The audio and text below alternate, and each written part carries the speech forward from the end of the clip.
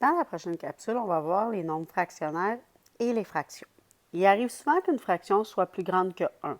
On peut alors l'écrire sous la forme d'une fraction dont le dénominateur est supérieur au numérateur.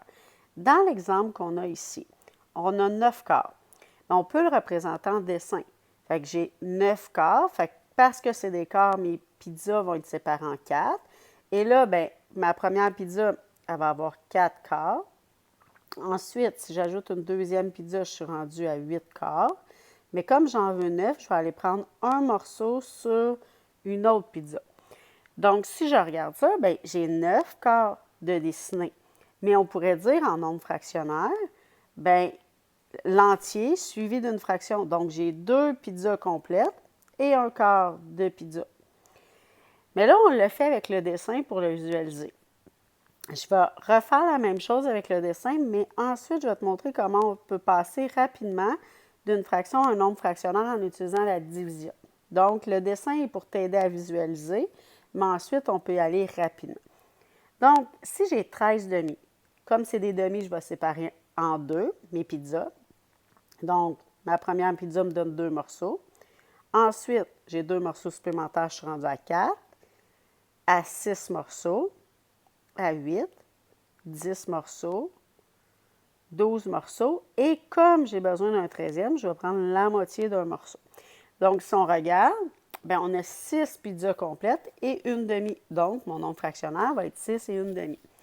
Si on ne voulait pas le dessiner, mais aller plus rapidement avec la division. Donc, on pourrait faire 13 divisé par 2 et se demander 12 rentre combien de fois dans 13? Il rentre 6 fois au complet, parce que 6 fois 2, ça donne 12. Donc, 13 moins 12, il reste 1. Bien là, je ne continue pas en nombre décimaux rien. J'arrête. Il me reste un morceau sur 2. Donc, 6 et une demi. Ensuite, si je fais le suivant, là, on a des tiers. Fait que nos pizzas sont coupées en 3. Et là, si on le fait, on va se rendre jusqu'à 22 tiers. Donc, j'ai 3 morceaux, 6 morceaux, 9 morceaux, 12 morceaux, 15, 18, 21 et ça m'en prend un autre, donc un morceau sur ma dernière pizza.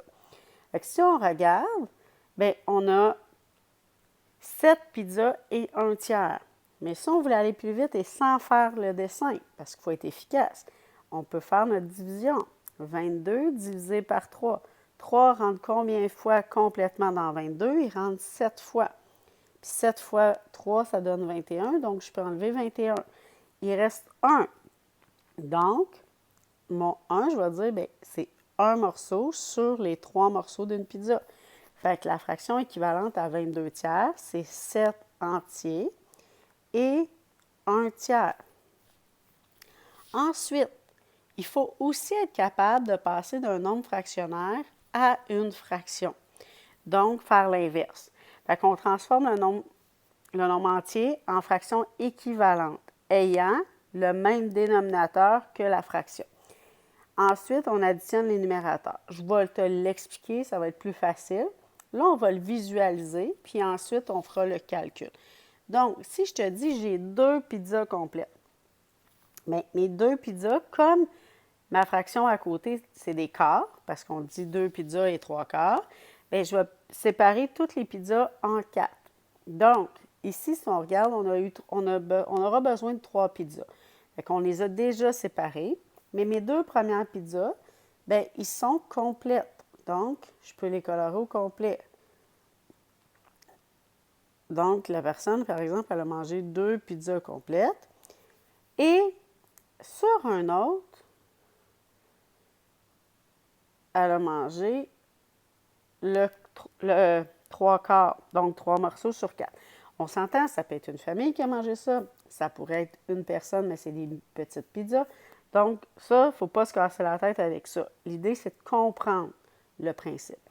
Mais là, si je ne veux pas avoir à dessiner tout le temps, ce qu'on peut faire, et là, il faut l'écrire comme il faut.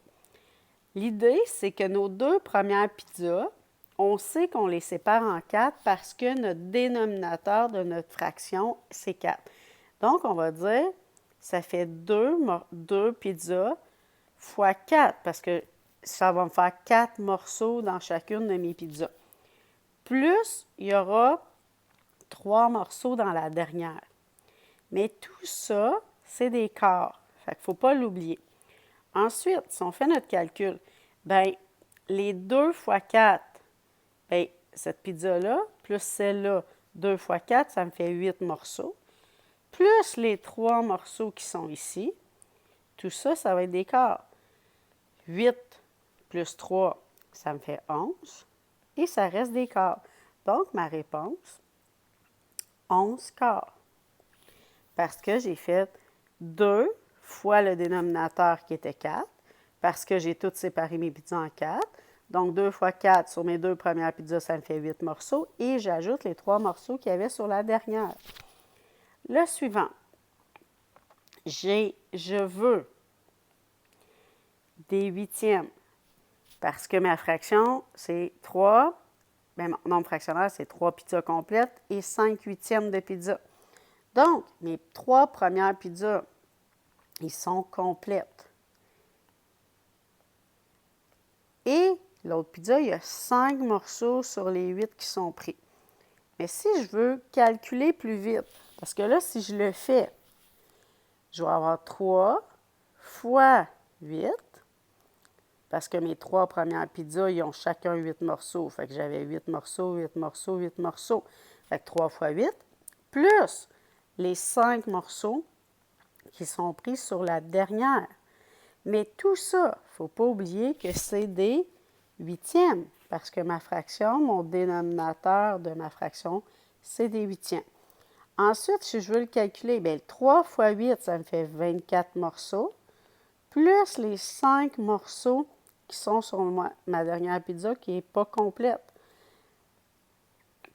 On n'oublie pas que c'est des huitièmes. Et là, j'additionne. 24 plus 5, ça me fait 29 morceaux qui sont tous des huitièmes. Fait que 3 et 5 huitièmes, c'est l'équivalent de 29 huitièmes.